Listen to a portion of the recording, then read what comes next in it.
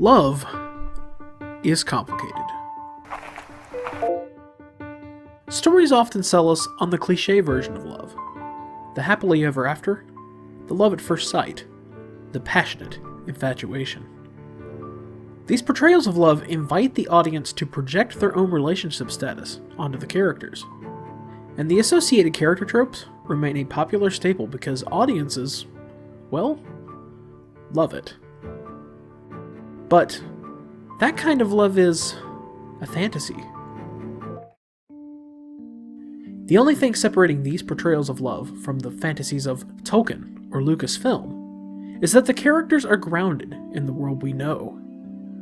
The streets of Brooklyn and the hills of Tennessee conceal the nature of the fantasy, and we willingly allow ourselves to be conned.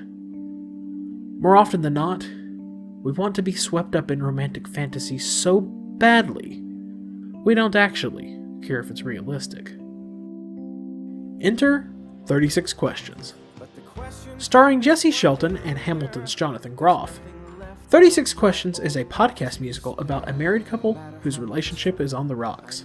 Yeah, but my one thing is really I'm not done. just... See the tarp? Really on the rocks. Over the course of 3 acts, we learn that Judith has been lying to her husband Jace about her identity since they met. And as far as he's concerned, the relationship is over. In a last-ditch effort to save their marriage from ruin, Judith goes all the way back to how they first fell in love. The experimental generation of interpersonal closeness, aka the 36 Questions. The experimental generation of interpersonal closeness is a 1997 document co-written by Arthur Aaron of the State University of New York at Stony Brook. In his words, this article presents a practical methodology for creating closeness in an experimental context, so that whether or not a subject is in a relationship, the particular pairings of individuals in the relationship, and the circumstances under which the relationship develops, all become manipulated, independent variables. Put simply, the experiment can make people fall in love. With science. He goes on to list 36 questions in the closeness generating procedure. Mundane stuff like, given the choice of anyone in the world, whom would you want as a dinner guest? Along with meatier questions like, share a personal problem and ask your partner's advice on how he or she might handle it. Over the course of the show's runtime, Jace and Judith reacquaint with one another by answering the questions. Judith records all of their responses on her iPhone, and during this time, the audience intimately gets to know the couple. Each question answered, each song sung, brings us closer to understanding what makes them tick.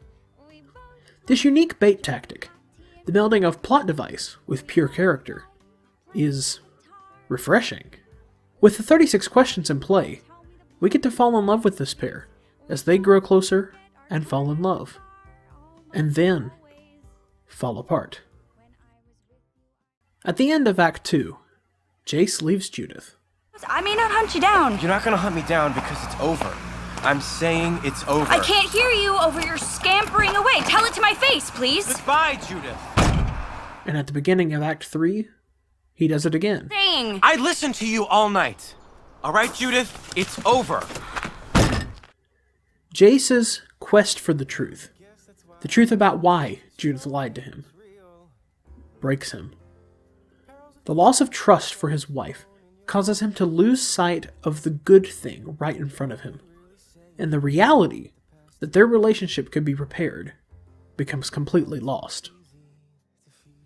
Jace's immaturity has the side effect of causing Judith to grow out of her own, to build a better version of herself without Jace in her life.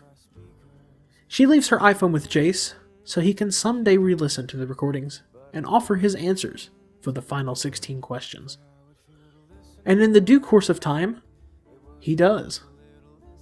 As the guilt of leaving Judith overwhelms him, he emails her his answers. And then, they meet up. And when all is said, Jace asks bluntly, "How do I let you go?" Hi, that sounds very familiar. What's your advice? I think you just live. I think you can get all wrapped up in what could have been and what could be happening and what still could be, but all those are based on assumptions and expectations. The truth is, you have no idea what the future holds. You don't know what you don't know. So stop fretting about it. As the truth is revealed, as Jace and Judith reach this turning point in their relationship, as the possibility of true reconciliation stares them in the face, the recording ends. Because love is complicated. The truth is, there is no happily ever after. There is no infatuation. But there is maturity.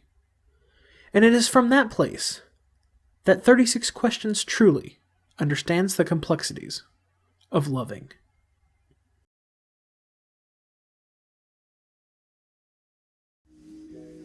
Thanks for watching. If you liked this video, you can check out 36 Questions at 2upproductions.com or at the link in the video description. And of course, you can hit that like button too. I like likes. Or is it love likes? Loves? Oh, and be sure to subscribe and hit the bell for more story-baked goodness. I already have a year's worth of videos planned, and that number is bound to grow by the week. If you have any suggestions for a video I should do, please leave them down in the comments below. And until next time, Story Bakers, keep on storytelling.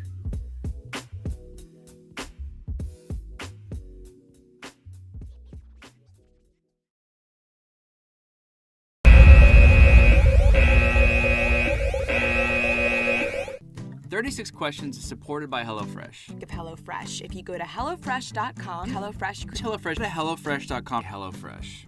HelloFresh. Of HelloFresh. If you go to HelloFresh.com, We've been using HelloFresh. HelloFresh is HelloFresh. HelloFresh employs HelloFresh.com. HelloFresh.com. HelloFresh. HelloFresh. HelloFresh. If you go to HelloFresh.com. HelloFresh. HelloFresh. If you go to HelloFresh.com. HelloFresh.